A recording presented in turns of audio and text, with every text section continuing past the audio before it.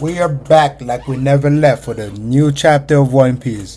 Chapter what? What are we at right? What are we at now? 1183? Yeah, 1183. That's what we're at. But this is a pretty awesome one, honestly. Hey, y'all saw my Brook Theory video. I might have to make another one, part 2 of that, you know. But this was a beautiful chapter. We start off the chapter with a beautiful cover page, like we always do, of all the straw hats and yeah. We didn't get a cover page this week though, unless like it's just since it's the early release, it doesn't have it yet. We'll probably have a cover page with the official release, but for now we're reading the unofficial release. Then we're gonna compare the notes and, you know, swing it back forward and then make theory videos after that. You know, that's how we work. That's how we do it. But we start off the chapter with Emu talking to Loki and like saying that actually he's talking to Ragnar first.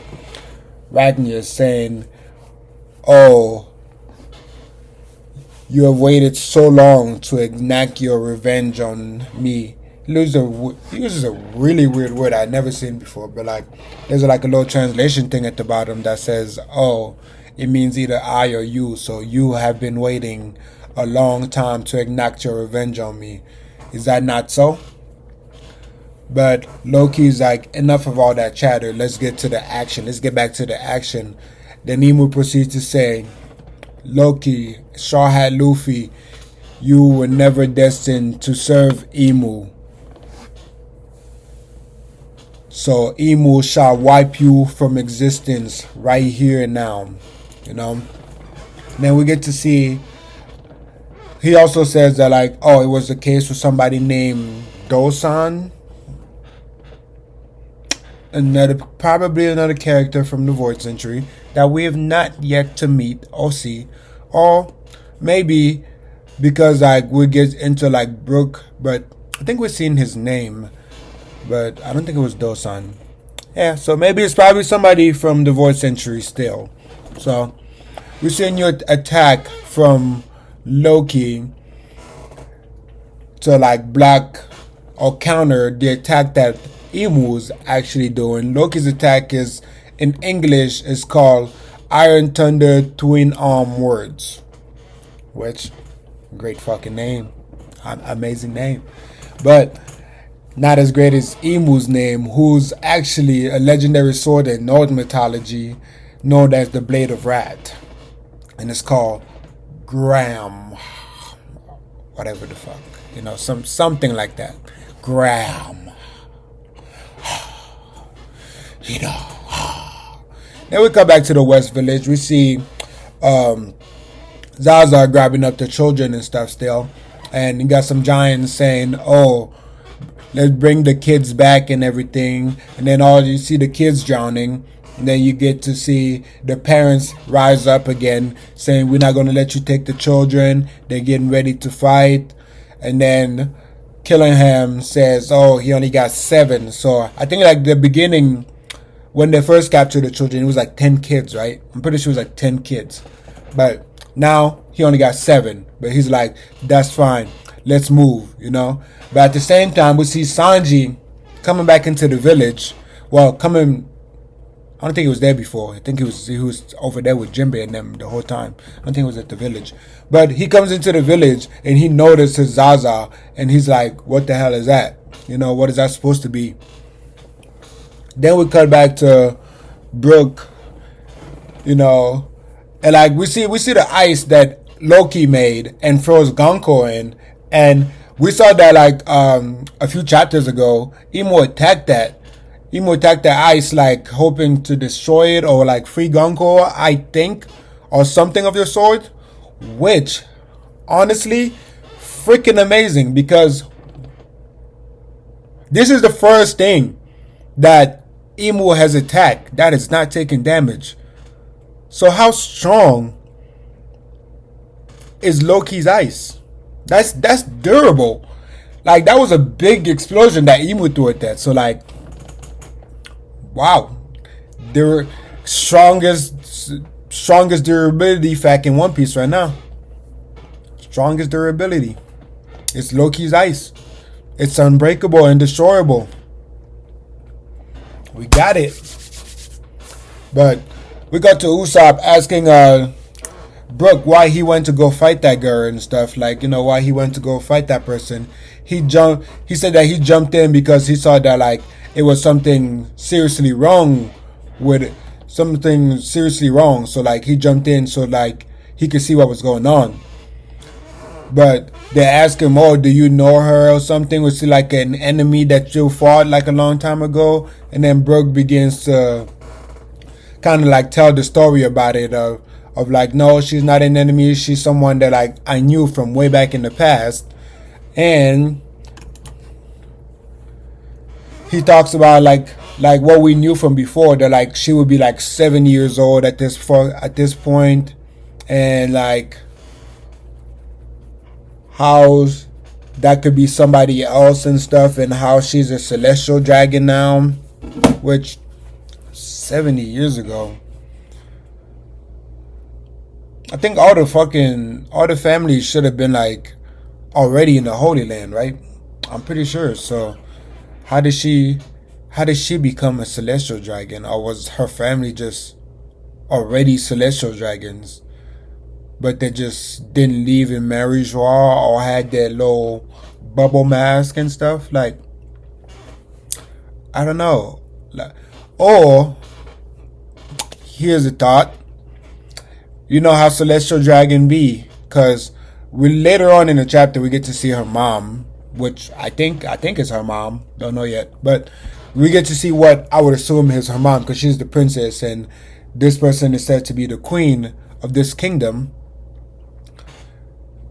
Which this could be a theory, because, like, maybe one of the celestial dragons just decided to, like, kidnap her mom, like they usually do, pieces of shit.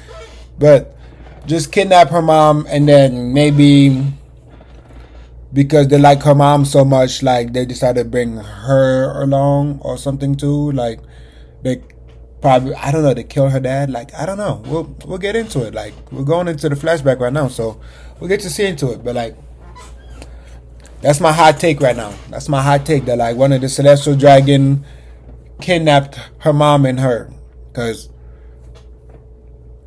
I don't know, so they can do celestial dragon stuff, But Brook also explains how he broke free, like, she broke them free of the fucking of the arrows and stuff, and then, like, recognized her for a second. But then, like, you know how the demonic change and stuff, like, they get to talking about that, like how she changed from Gunko to Emu and stuff, like how she was, like, being controlled or possessed. So they get into talking about that, and then Jinbei tells Brook that, like, that's his decision. He has to, like, make a decision right now if she's an enemy or an ally, so we can know to keep her alive or to finish her off.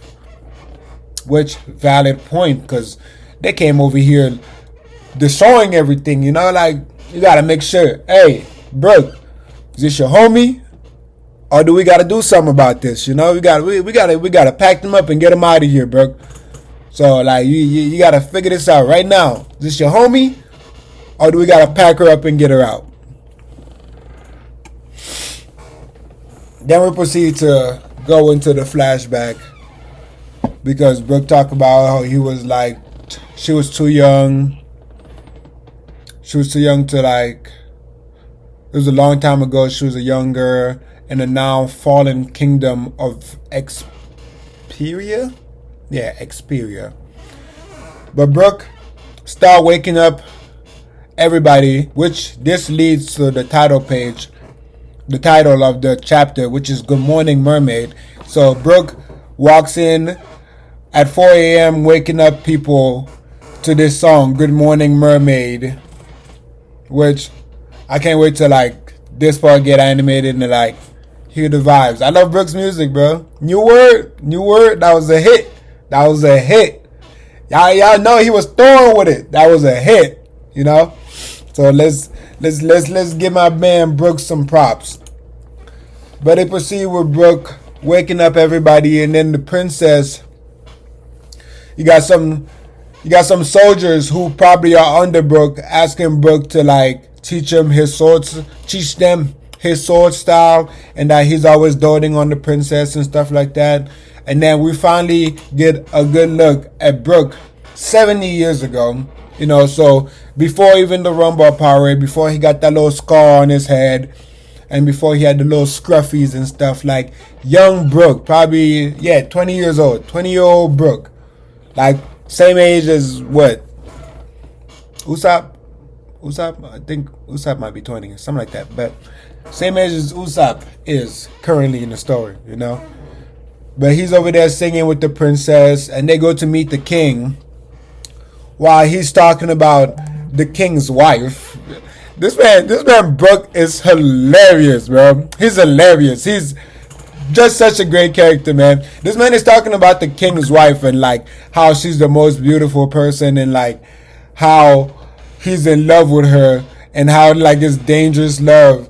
And then the king is like, so you're planning, he's like, that's ground for a death penalty and stuff. He's like, so you're planning my assassination? He's like, of course not. I'm just like waiting for you to die naturally, and then I'm gonna take her. Like, this man Brooke, game is game, bro. Game is game, and he's respecting it. He's like, I'm gonna wait for you to die naturally, and I'm gonna take her because I love her. And then we proceed to get a report about some gang going to attack the queen and stuff. And like the king start freaking out and stuff. He start like you know, being like scared that like, you know, they're gonna try to capture his wife and stuff.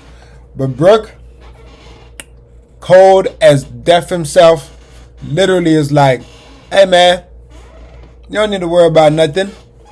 First of all, the queen is strong as shit, and I already cut them. Like, what? When the hell did you do that? You were just walking with the princess.